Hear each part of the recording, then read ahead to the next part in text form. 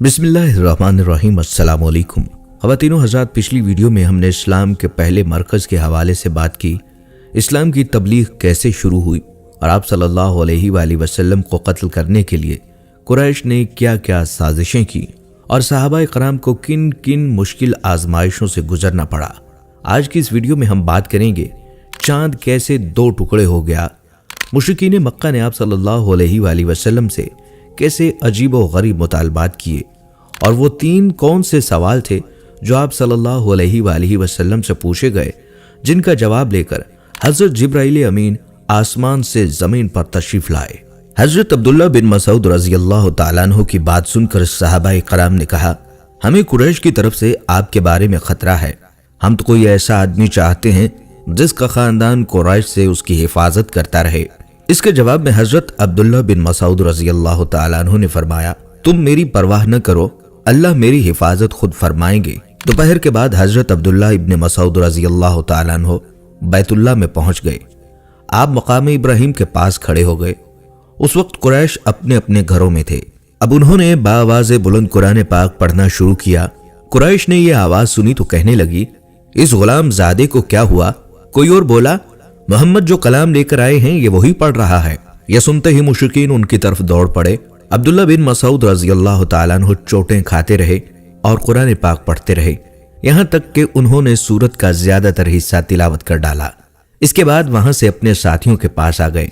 उनका चेहरा इस वक्त लहू लुहान हो चुका था। उनकी ये हालत देखकर मुसलमान बोल उठे, हमें तुम्हारी तरफ से इसी बात का खतरा था। हजरत अब्दुल्ला बिन मसूद रज़ियल्लाहु ताला अन्हु ने फरमाया, अल्लाह की कसम, अल्लाह के दुश्मनों को मैंने अपने लिए आज से ज्यादा हल्का और कमजोर कभी नहीं पाया। अगर तुम लोग कहो तो मैं कल फिर उनके सामने जाकर कुरान पढ़ सकता हूं।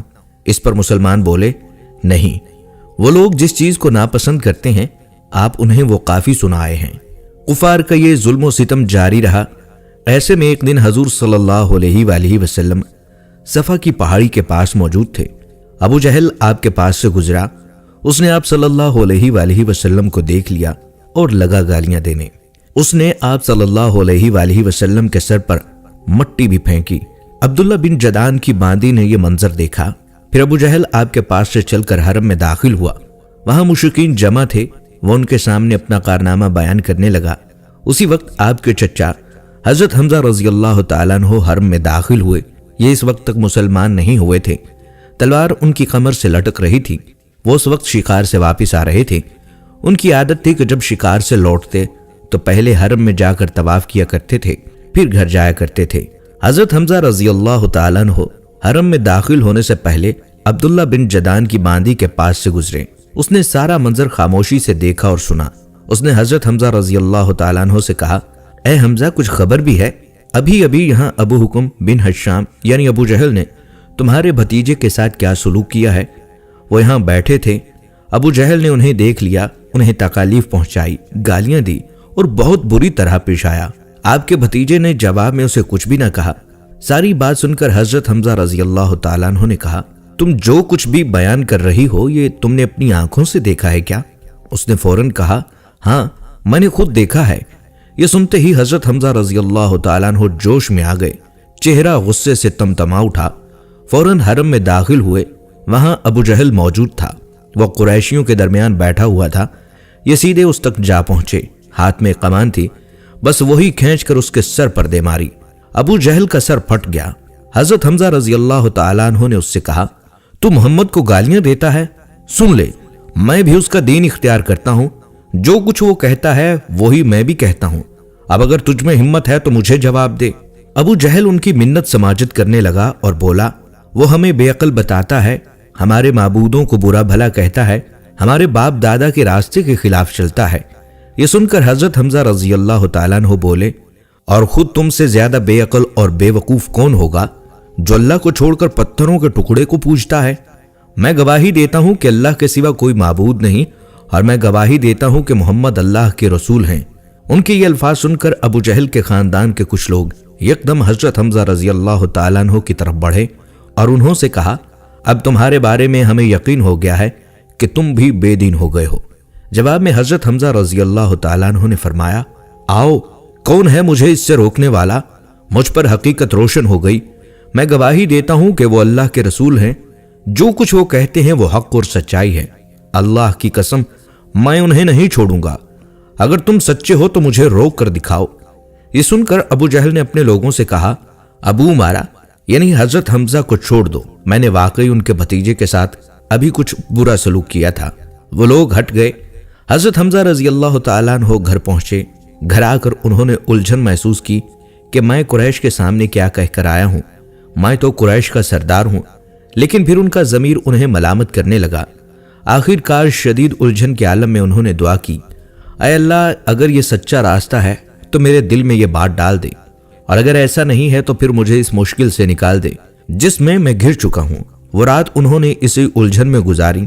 آخر صبح ہوئی تو حضور صلی اللہ علیہ وآلہ وسلم کے پاس پہنچے۔ آپ سے عرض کیا، بھتیجے میں ایسے معاملے میں الجھ گیا ہوں کہ مجھے اس سے نکلنے کا کوئی راستہ دکھائی نہیں دیتا، اور ایک ایسی صورتحال میں رہنا جس کے بارے میں نہیں جانتا کہ یہ سچائی ہے یا نہیں، بہت سخت معاملہ ہے۔ اس پر آپ صلی اللہ علیہ وآلہ وسلم حضرت حمزہ رضی اللہ تعالیٰ عنہ کی طرف متوجہ ہوئے۔ آپ نے انہیں اللہ کے عذاب سے ڈرایا، ثواب کی خوشخبری سنائی۔ آپ کے وعظ و نصیحت کا یہ اثر ہوا کہ اللہ تعالیٰ نے انہیں ایمان کا نور عطا فرما دیا، اور وہ بول اٹھے، اے بھتیجے میں گواہی دیتا ہوں کہ تم اللہ کے رسول ہو، بس اب تم اپنے دین کو کھل کر پیش کرو۔ حضرت ابن عباس رضی اللہ تعالیٰ عنہ فرماتے ہیں، اسی واقعے پر قرآن مجید کی آیت نازل ہوئی جس کا ترجمہ ہے، ایسا شخص جو پہلے مردہ تھا پھر ہم نے اسے زندہ کر دیا، اور ہم نے اسے ایک ایسا نور دے دیا کہ وہ اسے لیے ہوئے چلتا پھرتا ہے۔ حضرت حمزہ رضی اللہ تعالیٰ عنہ کے ایمان لانے پر حضور نبی کریم صلی اللہ علیہ وآلہ وسلم کو بہت زیادہ خوشی ہوئی۔ اس کی ایک وجہ تو یہ تھی کہ حضرت حمزہ رضی اللہ تعالیٰ عنہ آپ کے سگے چچا تھے، دوسری وجہ یہ تھی کہ وہ قریش کے سب سے معزز فرد تھے، اس کے ساتھ وہی قریش کے سب سے زیادہ بہادر، طاقتور اور خوددار انسان تھے۔ اور اسی بنیاد پر جب قریش نے دیکھا کہ اب رسول اللہ صلی اللہ علیہ وآلہ وسلم کو مزید قوت حاصل ہو گئی ہے تو انہوں نے آپ کو تکالیف پہنچانے کا سلسلہ بند کر دیا، لیکن اپنے تمام ظلم و ستم اب کمزور مسلمانوں پر ڈھانے لگے۔ جس قبیلے کا بھی کوئی شخص مسلمان ہو جاتا وہ اس کے پیچھے ہاتھ دھو کر پڑ جاتے، ایسے لوگوں کو قید کر دیتے، بھوکا پیاسا رکھتے، تپتی ریت پر لٹاتے، یہاں تک کہ اس کا یہ حال ہو جاتا کہ وہ سیدھا بیٹھنے کے قابل بھی نہ رہتا۔ اس ظلم اور زیادتی پر سب سے زیادہ ابو جہل لوگوں کو اکساتا تھا۔ ایسے ہی لوگوں میں ایک حضرت بلال حبشی رضی اللہ تعالیٰ عنہ بھی تھے۔ آپ کا پورا نام بلال بن رباح تھا۔ یہ امیہ بن خلف کے غلام تھے۔ حضرت بلال رضی اللہ تعالیٰ عنہ مکہ میں ہی پیدا ہوئے تھے۔ پہلے عبداللہ بن جدان کے غلام تھے۔ عبداللہ بن جدان کے 100 غلام تھے، ان میں سے ایک یہ بھی تھے۔ جب اسلام کا آغاز ہوا اور اس کا نور پھیلا تو عبداللہ بن جدان نے اپنے 99 غلاموں کو اس خوف سے مکہ سے باہر بھجوا دیا کہ کہیں وہ مسلمان نہ ہو جائیں۔ بس اس نے حضرت بلال بن رباح رضی اللہ تعالیٰ عنہ کو اپنے پاس رکھ لیا۔ یہ اس کی بکریاں چرایا کرتے تھے۔ اسلام کی روشنی حضرت بلال رضی اللہ تعالیٰ عنہ تک بھی پہنچ گئی۔ یہ ایمان لے آئے مگر انہوں نے اپنے اسلام کو چھپائے رکھا۔ ایک روز انہوں نے کعبہ کے چاروں طرف رکھے بتوں پر گندگی ڈال دی، ساتھ ہی وہ ان پر تھوکتے جاتے تھے اور کہتے جاتے تھے، جس نے تمہاری عبادت کی وہ تباہ ہو گیا۔ یہ بات قریش کو معلوم ہو گئی تو وہ فوراً عبداللہ بن جدان کے پاس آئے اور اس سے بولے، تم بے دین ہو گئے۔ اس نے حیران ہو کر کہا، کیا میرے بارے میں بھی یہ بات کہی جا سکتی ہے؟ اس پر وہ بولے، تمہارے غلام بلال نے آج ایسا کیا ہے۔ کیا؟ وہ حیرت زدہ رہ گیا۔ عبداللہ بن جدان نے فوراً قریش کو 100 درہم دیے تاکہ بتوں کی جو توہین ہوئی ہے اس کے بدلے میں ان کے نام پر کچھ جانور ذبح کر دیے جائیں۔ پھر وہ حضرت بلال رضی اللہ تعالیٰ عنہ کی طرف بڑھا۔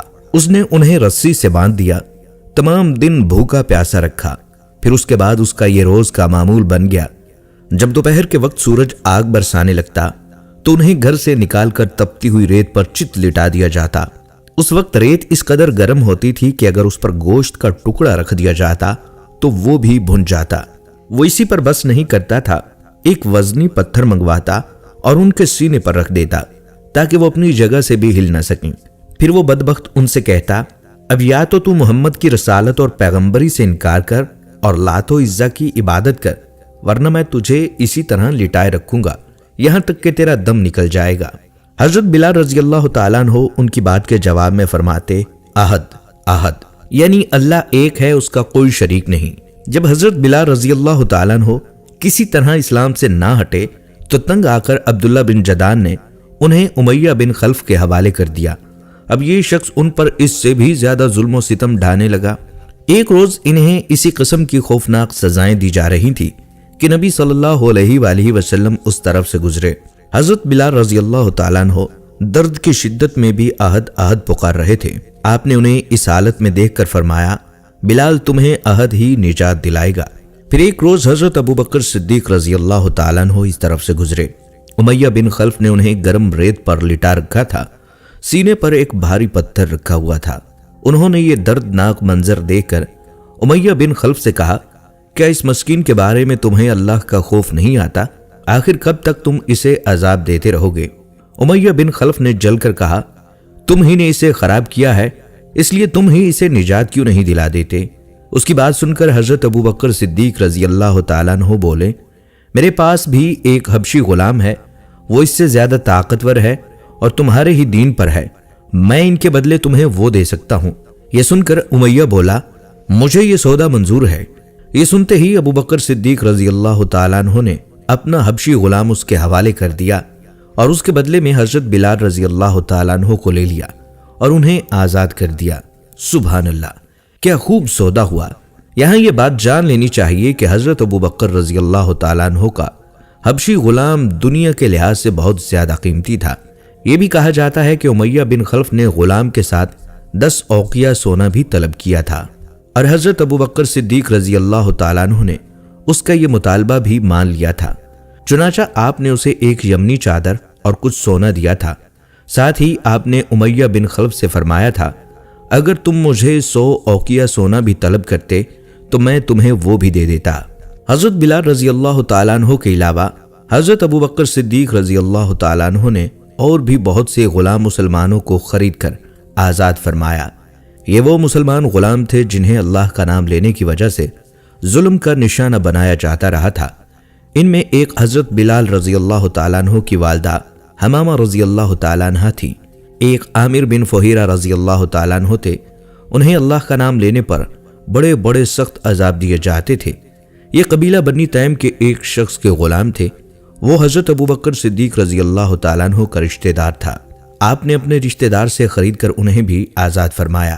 پھر ایک صاحب ابو فقیہ رضی اللہ تعالیٰ عنہ تھے، یہ صفوان بن امیہ رضی اللہ تعالیٰ عنہ کے غلام تھے۔ یہ حضرت بلال رضی اللہ تعالیٰ عنہ کے ساتھ ہی مسلمان ہوئے تھے۔ صفوان بن امیہ رضی اللہ تعالیٰ عنہ بھی ابتدا میں مسلمانوں کے سخت خلاف تھے۔ وہ فتح مکہ کے بعد اسلام لائے تھے۔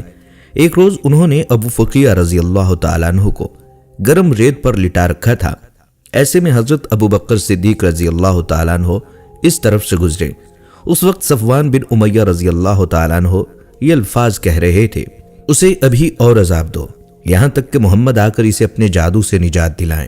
حضرت ابوبکر صدیق رضی اللہ تعالیٰ عنہ نے اسی وقت صفوان بن امیہ رضی اللہ تعالیٰ عنہ سے انہیں خرید کر آزاد کر دیا۔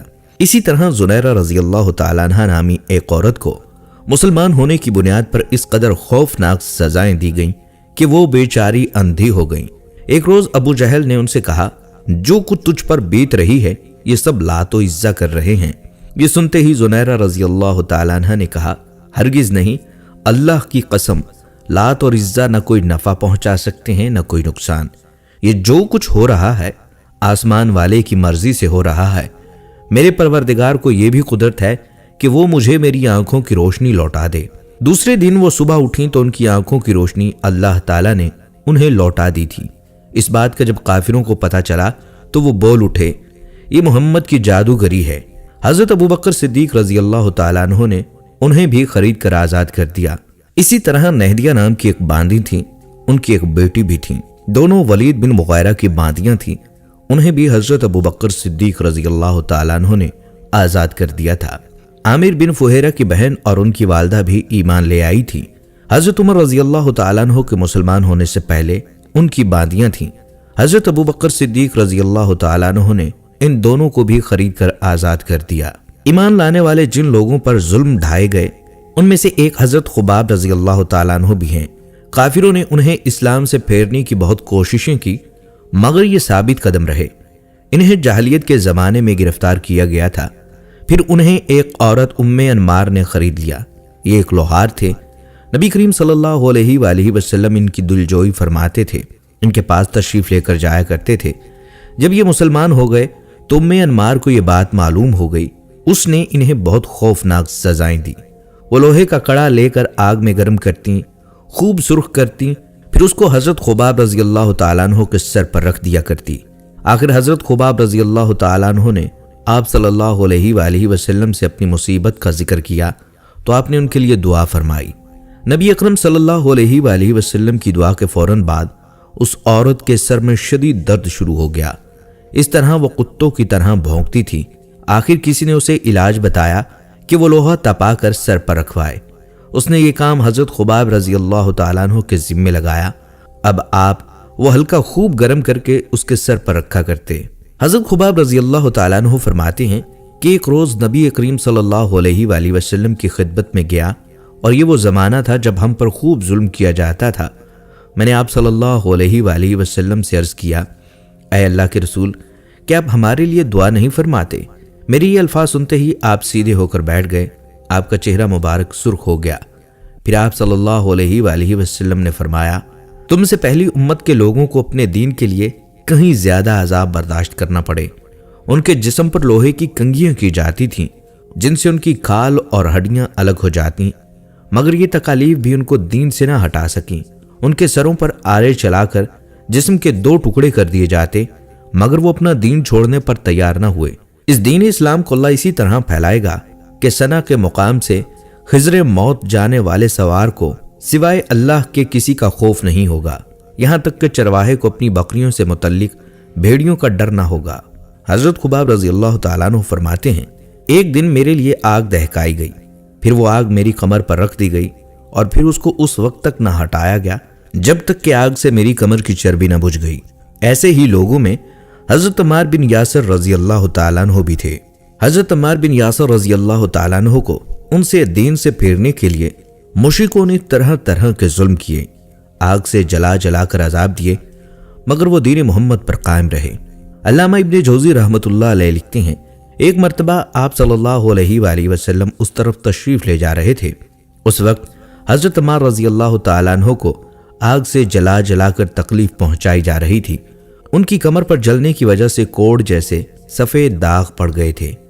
آپ صلی اللہ علیہ وآلہ وسلم نے ان کے سر پر ہاتھ پھیر کر فرمایا، اے آگ ٹھنڈی اور سلامتی والی بن جا، جیسا کہ تو ابراہیم علیہ السلام کے لیے ہو گئی تھی۔ اس دعا کے بعد انہیں آگ کی تکلیف محسوس نہیں ہوئی تھی۔ حضرت ام ہانی رضی اللہ تعالیٰ عنہ کہتی ہیں، حضرت عمار بن یاسر، ان کے والد یاسر، ان کے بھائی عبداللہ اور ان کی والدہ سمیہ رضی اللہ تعالیٰ عنہ، ان سبھی کو اللہ کا نام لینے کی وجہ سے سخت ترین عذاب دیے گئے۔ ایک روز جب انہیں تکالیف پہنچائی جا رہی تھی تو نبی کریم صلی اللہ علیہ وآلہ وسلم اس طرف سے گزرے۔ آپ نے ان کی تکالیف کو دیکھ کر فرمایا، اے اللہ، آل یاسر کی مغفرت فرما۔ ان کی والدہ سمیہ رضی اللہ تعالیٰ عنہ کو ابو جہل کے چچا حذیفہ بن ابن مغیرہ نے ابو جہل کے حوالے کر دیا۔ یہ اس کی باندی تھیں۔ ابو جہل نے انہیں نیزہ مارا، اس سے وہ شہید ہو گئیں۔ اسی طرح اسلام میں انہیں سب سے پہلی شہید ہونے کا اعزاز حاصل ہوا۔ آخر انہی مظالم کی وجہ سے حضرت عمار رضی اللہ تعالیٰ عنہ کے والد یاسر رضی اللہ تعالیٰ عنہ بھی شہید ہو گئے۔ اپنی مظالم اور بدترین حرکات کے ساتھ ساتھ یہ لوگ حضور صلی اللہ علیہ وآلہ وسلم سے بھی معجزات کا مطالبہ کرتے رہتے تھے۔ ایک روز ابو جہل دوسرے سرداروں کے ساتھ آپ صلی اللہ علیہ وآلہ وسلم کے پاس آیا اور بولا، اے محمد، اگر تم سچے ہو تو ہمیں چاند کے 2 ٹکڑے کر کے دکھاؤ، وہ بھی اس طرح کہ ایک ٹکڑا ابو قبیس پہاڑ پر نظر آئے اور دوسرا قیقان پہاڑ پر نظر آئے۔ مطلب یہ تھا کہ دونوں ٹکڑے کافی فاصلے پر ہوں تاکہ اس کے 2 ٹکڑے ہونے میں کوئی شک نہ رہ جائے۔ اس روز مہینے کی 14ویں تاریخ تھی، چاند پورا تھا۔ آپ صلی اللہ علیہ وآلہ وسلم نے ان کی عجیب فرمائش سن کر فرمایا، اگر میں ایسا کر دکھاؤں تو کیا تم ایمان لے آؤ گے؟ انہوں نے ایک زبان ہو کر کہا، بالکل، ہم ایمان لے آئیں گے۔ آپ صلی اللہ علیہ وآلہ وسلم نے اللہ تعالیٰ سے دعا فرمائی کہ آپ کے ہاتھ سے ایسا ہو جائے۔ چنانچہ چاند فوراً 2 ٹکڑے ہو گیا۔ اس کا ایک ٹکڑا ایک پہاڑ پر نظر آیا اور دوسرا دوسرے پہاڑ پر۔ اس وقت نبی اکرم صلی اللہ علیہ وآلہ وسلم نے ارشاد فرمایا، لو اب گواہی دو ان کے دلوں پر تو قفل پڑے تھے۔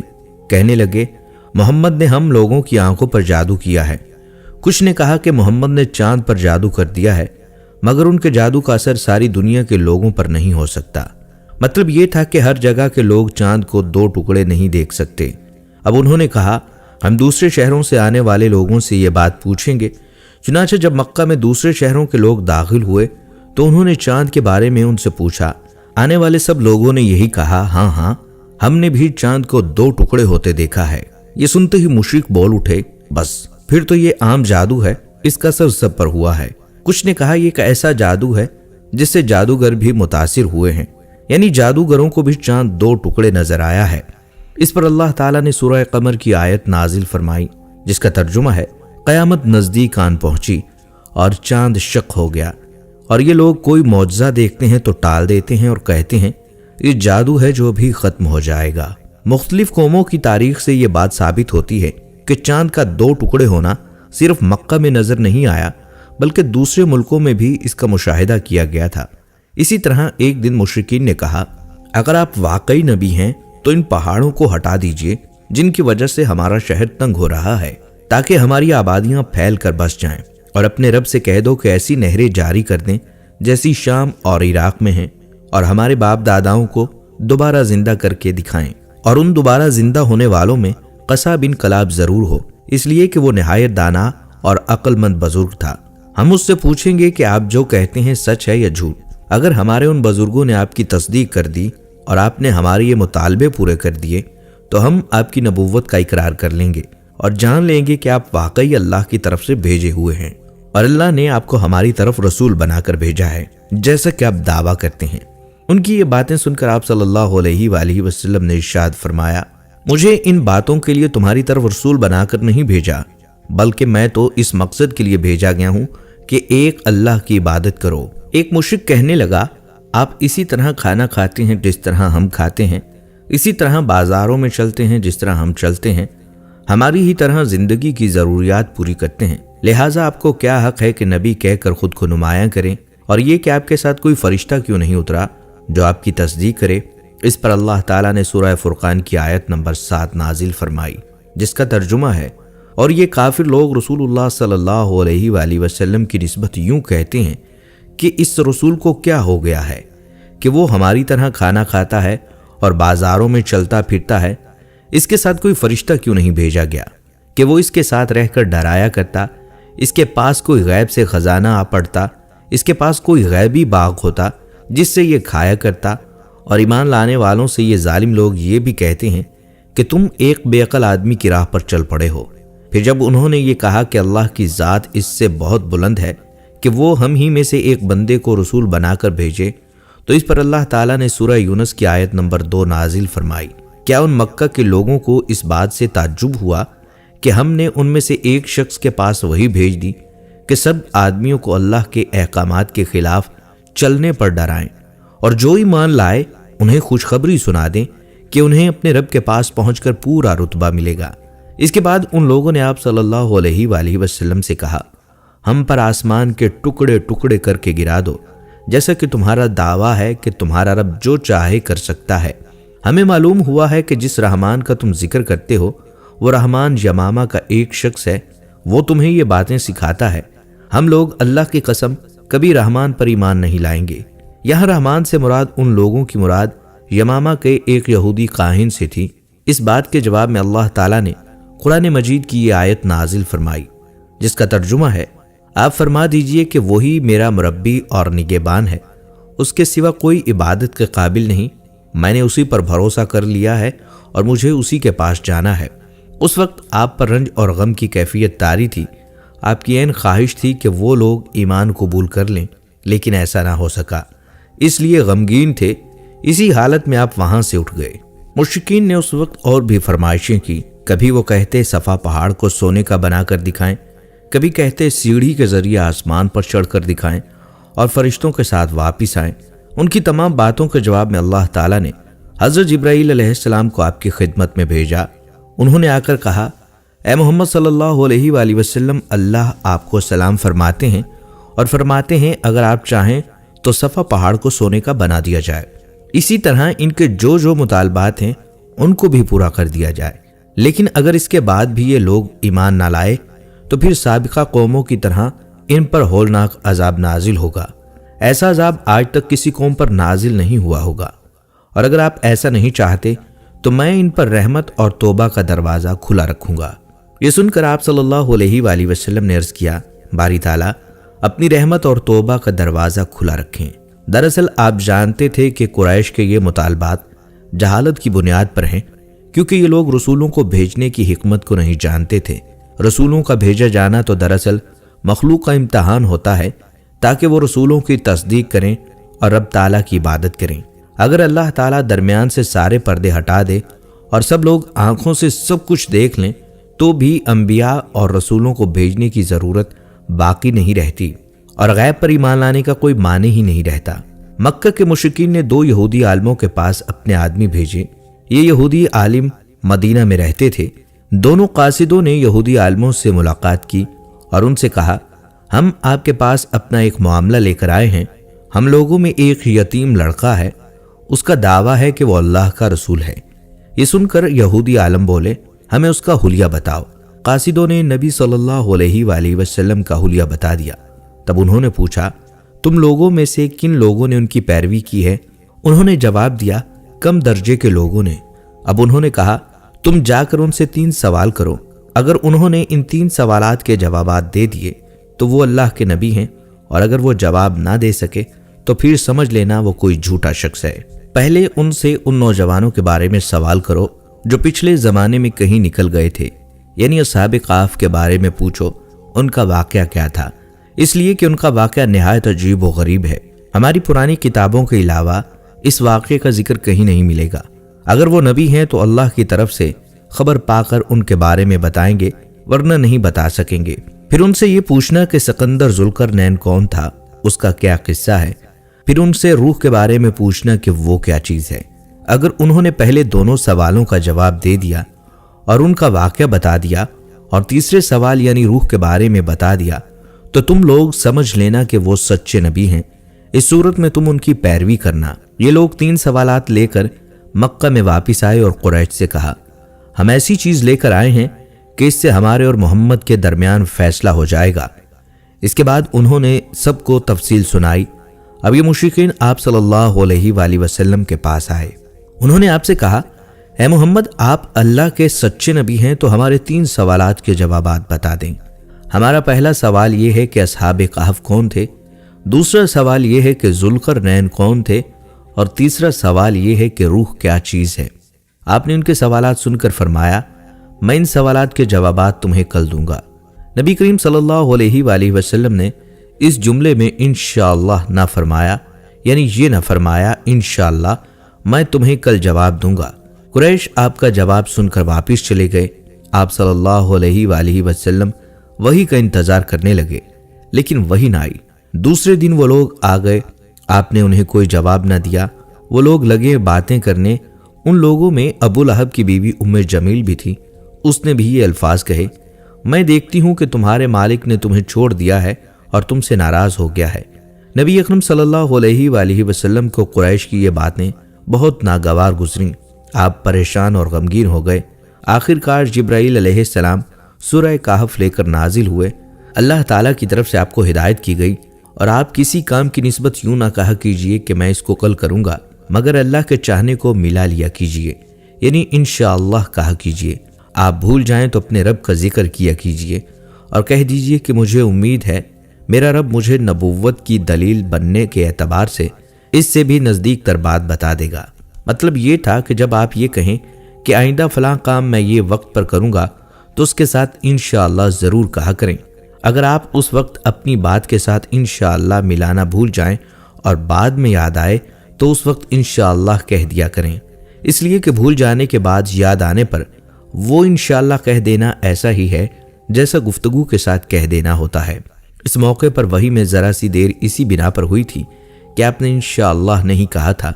जब जिब्राईल अलैहिस्सलाम सूरह कहफ लेकर आए तो आपने उनसे पूछा, जिब्राईल तुम इतनी मुद्दत मेरे पास आने से रुके रहे, इससे तशवीश पैदा होने लगी थी।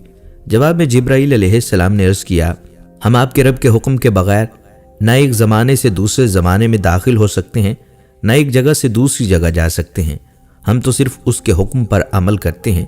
और ये जो कुफ़ार कह रहे हैं कि आपके रब ने आपको छोड़ दिया है, तो आपके रब ने आपको हरगिज़ नहीं छोड़ा, बल्कि ये सब उसकी हिकमत के मुताबिक हुआ है।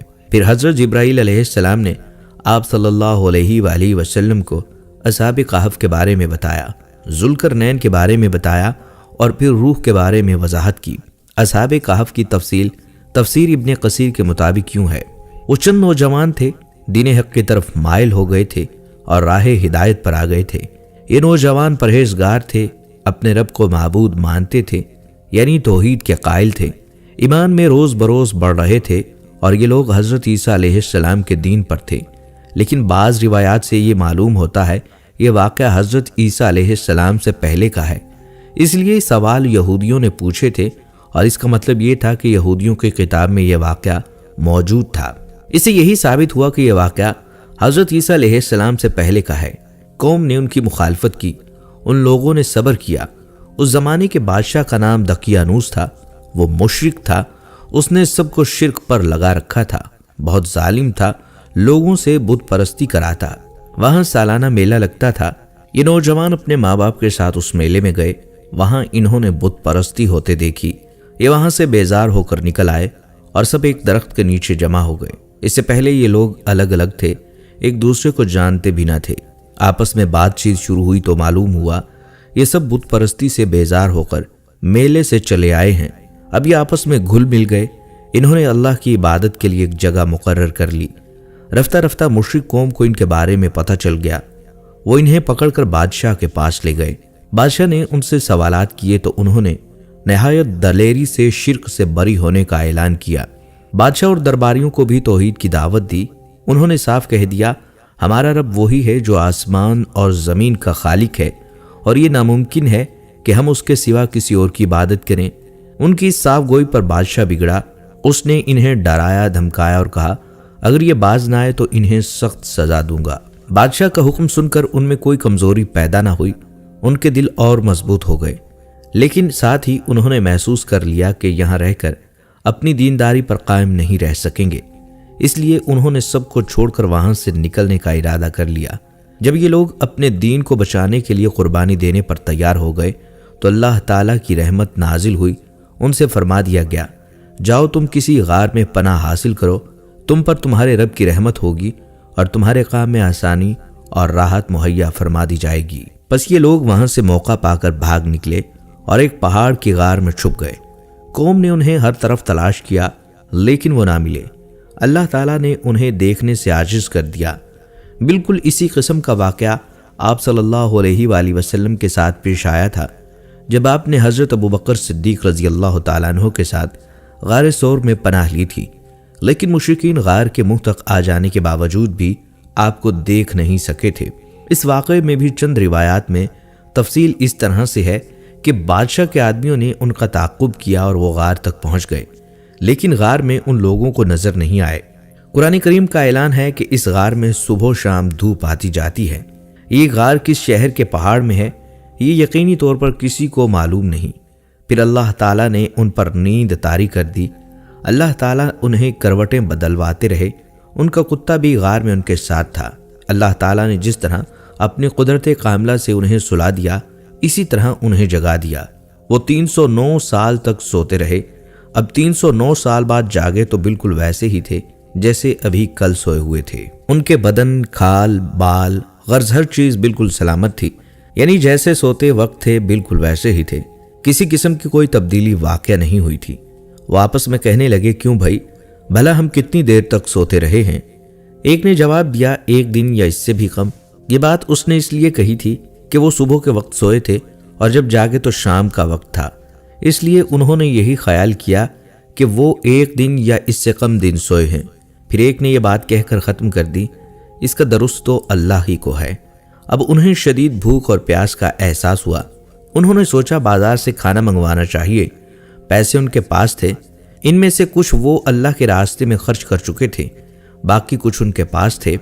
एक ने कहा, हम में से कोई पैसे लेकर बाजार चला जाए और खाने की कोई पाकीज़ा और उम्दा चीज़ लेकर आए और जाते हुए और आते हुए इस बात का ख्याल रखे کہ کہیں لوگوں کی نظر اس پر نہ پڑ جائے۔ سودا خریدتے وقت بھی ہوشیاری سے کام لے، کسی کی نظروں میں نہ آئے۔ اگر انہیں ہمارے بارے میں معلوم ہو گیا تو پھر ہماری خیر نہیں۔ دقیانوس کے آدمی ابھی تک ہمیں تلاش کرتے پھر رہے ہوں گے۔ چنانچہ ان میں سے ایک غار سے باہر نکلا، اسے سارا نقشہ ہی بدلا ہوا نظر آیا۔ اب اسے کیا معلوم تھا کہ وہ 309 سال تک سوتے رہے ہیں۔ اس نے دیکھا کوئی چیز پہلے والے حال پر نہیں تھی۔ شہر میں کوئی بھی اسے جانا پہچانا نظر نہ آیا۔ یہ حیران تھا بلکہ پریشان تھا اور ڈرے ڈرے انداز میں آگے بڑھ رہا تھا۔ اس کا دماغ چکرا رہا تھا، سوچ رہا تھا کل شام تو ہم اس شہر کو چھوڑ گئے تھے، پھر یہ اچانک کیا کر ہو گیا۔ جب زیادہ پریشان ہوا تو اس نے اپنے دل میں فیصلہ کیا کہ مجھے جلد از جلد سودا لے کر اپنے ساتھیوں کے پاس پہنچ جانا چاہیے۔ آخر وہ ایک دکان پر پہنچا، دکاندار کو پیسے دیے اور کھانے پینے کا سامان طلب کیا۔ دکاندار اس کے سکے کو دیکھ کر حیرت زدہ ہو گیا۔ وہ سکہ ساتھ والے دکاندار کو دکھایا اور بولا، بھائی ذرا دیکھنا یہ کس زمانے کا ہے۔ اس نے دوسرے کو دیا۔ اسی طرح سکہ کئی ہاتھ میں گھوم گیا۔ کئی آدمی وہاں جمع ہو گئے۔ آخر انہوں نے اس سے پوچھا، تم یہ سکہ کہاں سے لائے ہو؟ تم کس ملک کے رہنے والے ہو؟ جواب میں اس نے کہا، میں تو اسی شہر کا رہنے والا ہوں، بس کل شام ہی تو یہاں سے گیا ہوں۔ یہاں کا بادشاہ دقیانوس ہے۔ وہ سب اس کی بات سن کر ہنس پڑے اور بولے، یہ تو کوئی پاگل ہے، اسے پکڑ کر بادشاہ کے پاس لے چلو۔ آخر اسے بادشاہ کے سامنے پیش کیا گیا۔ وہاں اس سے سوالات ہوئے۔ اس نے تمام حال کہہ سنایا۔ بادشاہ اور سب لوگ اس کی کہانی سن کر حیرت زدہ ہو گئے۔ آخر انہوں نے کہا، اچھا ٹھیک ہے، تم ہمیں اپنے ساتھیوں کے پاس لے چلو، وہ غار بھی ہمیں دکھاؤ۔ چنانچہ سب لوگ اس غار کی طرف روانہ ہوئے۔ ان نوجوانوں سے ملے اور انہیں بتایا کہ دقیانوس کی بادشاہی ختم ہوئے 3 صدیاں بیت چکی ہیں اور اب یہاں اللہ کے نیک بندوں کی حکومت ہے۔ بہرحال ان نوجوانوں نے اپنی بقیہ زندگی اسی غار میں گزاری اور وہیں وفات پائی۔ بعد میں لوگوں نے ان کے اعزاز کے طور پر پہاڑ کی بلندی پر ایک مسجد تعمیر کی۔ ایک روایت یہ بھی ہے کہ جب شہر جانے والا پہلا نوجوان لوگوں کو لے کر غار کے قریب پہنچا تو اس نے کہا، تم لوگ یہیں ٹھہرو، میں جا کر انہیں خبر کر دوں۔ اب یہ ان سے الگ ہو کر غار میں داخل ہو گیا۔ ساتھ ہی اللہ تعالیٰ نے ان پر نیند طاری کر دی۔ بادشاہ اور اس کے ساتھی اسے تلاش کرتے رہ گئے، وہ نہ ملا اور نہ ہی وہ غار نظر آیا۔ اللہ تعالیٰ نے ان کی نظروں سے غار کو اور سب کو چھپا دیا۔ ان کے بارے میں لوگ خیال کرتے ہیں کہ وہ 7 تھے، 8واں ان کا کتا تھا، یا وہ 9 تھے، 10واں ان کا کتا تھا۔ بہرحال اس کی گنتی کا صحیح علم اللہ ہی کو ہے۔ اللہ تعالیٰ نے اپنے نبی صلی اللہ علیہ وآلہ وسلم سے ارشاد فرمایا، ان کے بارے میں زیادہ بحث نہ کریں اور نہ ان کے بارے میں کسی سے دریافت کریں، کیونکہ ان کے بارے میں لوگ اپنی طرف سے باتیں کرتے ہیں، کوئی صحیح دلیل ان کے پاس نہیں۔ مشرکین کا دوسرا سوال تھا، ذوالقرنین کون تھا؟ ذوالقرنین کے بارے میں تفصیلات یوں ملتی ہیں۔ ذوالقرنین ایک نیک دل، خدا رسیدہ اور زبردست بادشاہ تھے۔ انہوں نے بڑی مہمات سر کی۔ پہلی مہم میں وہ اس مقام تک پہنچے جہاں سورج غروب ہوتا ہے۔ یہاں انہیں ایک ایسی قوم ملی جس کے بارے میں اللہ نے انہیں اختیار دیا کہ جب چاہیں اس قوم کو سزا دیں، چاہیں تو ان کے ساتھ نیک سلوک کریں۔ ذوالقرنین نے کہا، جو شخص ظالم ہے ہم اسے سزا دیں گے اور مرنے کے بعد اللہ بھی اسے سزا دیں گے، البتہ مومن بندوں کو نیک بدلہ ملے گا۔ دوسری مہم میں وہ اس مقام تک پہنچے جہاں سے سورج طلوع ہوتا ہے۔ وہاں انہیں ایسے لوگ ملے جن کے مکانات کی چھت وغیرہ نہیں تھی۔ تیسری مہم میں وہ 2 گھاٹیوں کے درمیان پہنچے۔ یہاں کے لوگوں کی بات وہ نہیں سمجھتے تھے۔ انہوں نے اشاروں میں یا ترجمان کے ذریعے یا جوج مجوج کی تباہ کاریوں کا شکوہ کرتے ہوئے ان سے درخواست کی کہ وہ ان کے اور یاجوج ماجوج کے درمیان ایک بند بنا دیں۔ ذوالقرنین نے لوہے کی چادر منگوائیں اور پھر ایک دیوار بنا دی۔ اس میں تانبا پگھلا کر ڈالا گیا۔ اس کام کے ہونے پر ذوالقرنین نے کہا، یہ اللہ کا فضل ہے کہ بہت بڑا کام مجھ سے ہو گیا۔ قیامت کے قریب یاجوج ماجوج اس دیوار کو توڑنے میں کامیاب ہو جائیں گے۔ ذوالقرنین کے بارے میں مختلف وضاحتیں کتابوں میں ملتی ہیں۔ کہا جاتا ہے ذوالقرنین دنیا کے 2 کناروں تک پہنچے تھے، اسی لیے انہیں ذوالقرنین کہا گیا ہے۔ بعض جگہوں پر ان کو 2 سینگوں والا بھی کہا گیا ہے۔ ان کا نام سکندر تھا، لیکن یونان کے سکندر نہیں جسے سکندر اعظم کہا جاتا ہے۔ یونانی سکندر کافر تھا، جبکہ یہ مسلم اور ولی اللہ تھے۔ یہ سام بن نوح علیہ السلام کی اولاد میں سے تھے۔ خضر علیہ السلام ان کی فوج کا جھنڈا اٹھانے والے تھے۔ تیسرے سوال یعنی روح کے بارے میں اللہ تعالیٰ نے ارشاد فرمایا، یہ لوگ آپ سے روح کے بارے میں پوچھتے ہیں، آپ فرما دیجئے کہ روح میرے رب کے حکم سے قائم ہے، یعنی روح کی حقیقت اسی کے علم میں ہے، اس کے سوا اس کے بارے میں کوئی نہیں جانتا۔ روح کے بارے میں یہودیوں کی کتابوں میں بالکل یہی بات درج تھی کہ روح اللہ کے حکم سے قائم ہے، اس کا علم اللہ کے سوا کسی کے پاس نہیں۔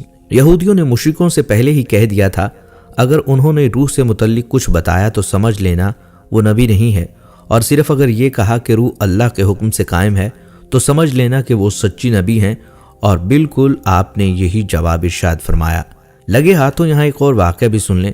جب مسلمانوں نے ہندوستان فتح کیا تو ہندو مذہب کا ایک عالم مسلمان عالموں سے مناظرہ کرنے کے لیے آیا۔ اس نے مطالبہ کیا، میرے مقابلے میں کوئی عالم بھیجو۔ اس پر لوگوں نے امام رکن الدین کی طرف اشارہ کیا۔ اب اس ہندوستانی نے اس سے پوچھا، تم کس کی عبادت کرتے ہو؟ انہوں نے جواب دیا، ہم اس اللہ کی عبادت کرتے ہیں جو سامنے نہیں۔ اس پر ہندی عالم نے پوچھا، تمہیں اس کی خبر کس نے دی؟ امام رکن الدین بولے، حضرت محمد صلی اللہ علیہ وآلہ وسلم نے۔ اس پر اس ہندی نے کہا، تمہارے پیغمبر نے روح کے بارے میں کیا کہا ہے؟ امام بولے، یہ کہ روح میرے رب کے حکم سے قائم ہے۔ اس پر ہندی عالم نے کہا، تم سچ کہتے ہو، اور پھر وہ مسلمان ہو گیا۔ ایک روز آپ صلی اللہ علیہ وآلہ وسلم اپنے چند صحابہ کے ساتھ مسجد حرام میں تشریف فرما تھے۔ ایسے میں قبیلہ زبیدہ کا ایک شخص وہاں آیا۔ اس وقت نزدیک ہی قریش مکہ بھی مجمع لگائے وہاں بیٹھے تھے۔ قبیلہ زبیدہ کا وہ شخص ان کے نزدیک گیا اور ارد گرد گھومنے لگا۔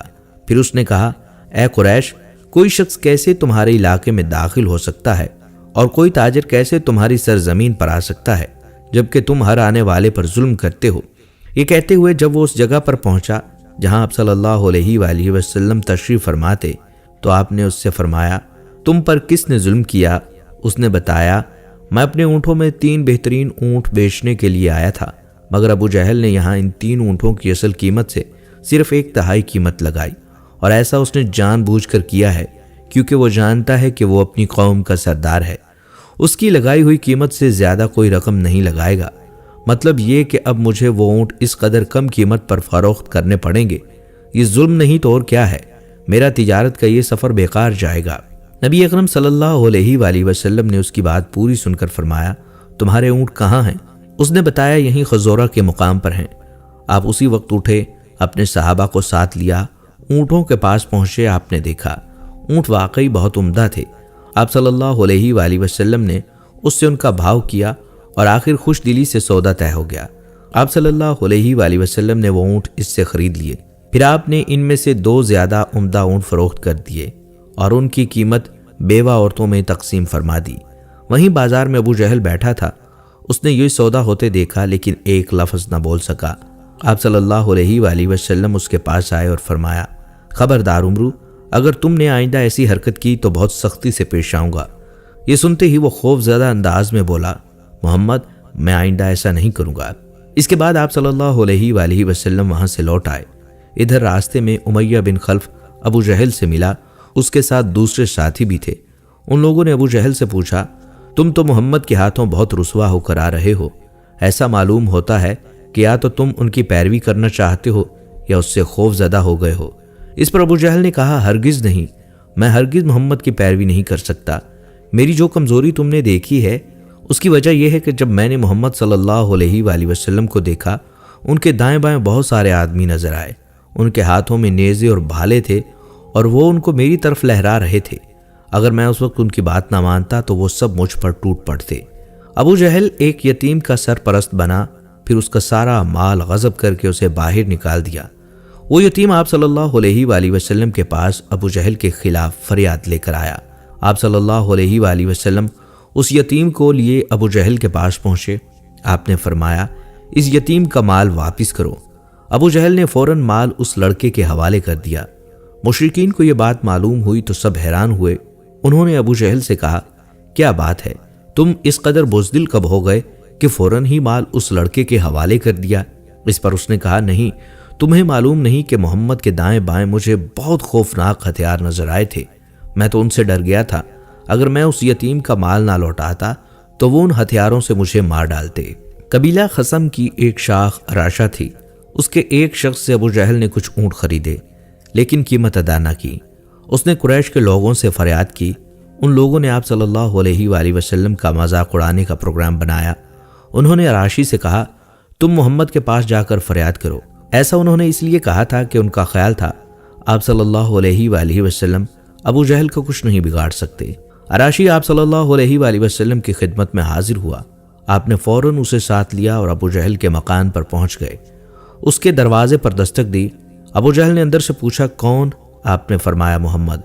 ابو جہل فوراً باہر نکل کر آیا۔ آپ کا نام سنتے ہی اس کا چہرہ زرد پڑ چکا تھا۔ آپ نے اس سے فرمایا اس شخص کا حق فوراً ادا کرو۔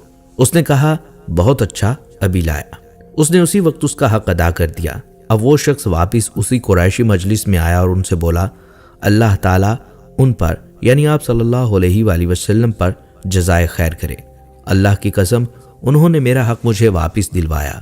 مشرک لوگوں نے بھی اپنا ایک آدمی ان کے پیچھے بھیجا تھا اور ان سے کہا تھا کہ وہ دیکھتا رہے حضور صلی اللہ علیہ وآلہ وسلم کیا کرتے ہیں۔ چنانچہ جب وہ واپس آیا تو انہوں نے اس سے پوچھا ہاں تم نے کیا دیکھا؟ جواب میں اس نے کہا میں نے ایک بہت ہی عجیب اور حیرت ناک بات دیکھی۔ آگے چل کر کیا ہوا یہ دیکھیں گے آپ اگلی ویڈیو میں۔ اگر آپ کو ہماری آج کی یہ ویڈیو پسند آئی ہے تو آپ سے گزارش ہے ہماری ویڈیو کو لائک کریں اور اپنے دوستوں تک اس خوبصورت ویڈیو کو صدقہ جاریہ سمجھتے ہوئے لازمی طور پر شیئر کریں۔ ہمارے چینل کو سبسکرائب نہیں کیا تو چینل کو سبسکرائب کر لیں۔ اگلی ویڈیو تک کے لیے اجازت دیجیے۔ اللہ حافظ۔